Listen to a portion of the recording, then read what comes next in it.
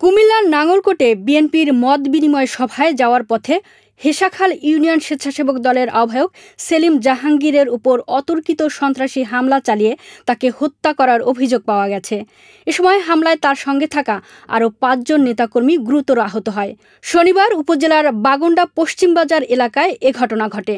স্থানীয়রা নিহত ও গুরুতর আহতদের উদ্ধার করে উপজেলা স্বাস্থ্য কমপ্লেক্সে ভর্তি করেন।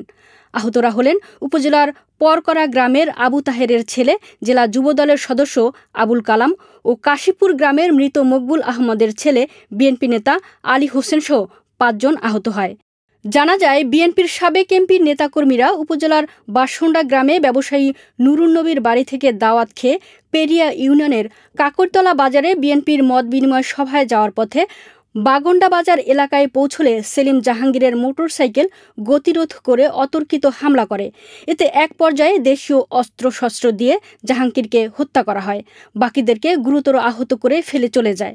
এ বিষয়ে উপজেলা বিএনপির সদস্য আবু সায়েম শিপু বলেন, আমাদের পূর্ব নির্ধারিত পেরিয়া ইউনিয়ন বিএনপির কাকরতলা বাজারে মত বিনিময় সভার আয়োজন করা হয়েছে। সভায় প্রধান অতিথি হিসেবে সাবেক এমপি আব্দুল গফুর ভূঁইয়া উপস্থিত থাকার কথা।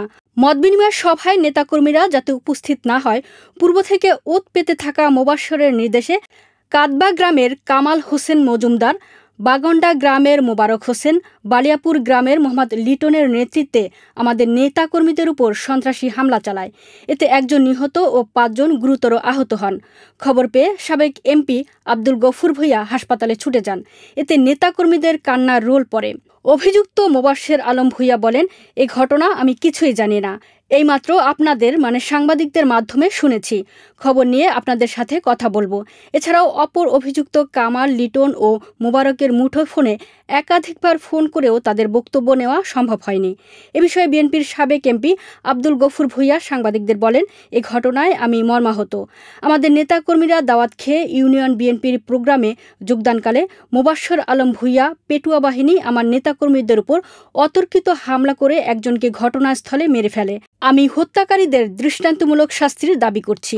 থানার ওসি একে ফজলুল হক বলেন, খবর পেয়ে হাসপাতালে ছুটে যাই। পরে নিহতের লাশ উদ্ধার করে ময়না তদন্তের জন্য কুমেক হাসপাতালে প্রেরণ করা হবে। এ রিপোর্ট লেখা পর্যন্ত থানায় কোনো মামলা হয়নি।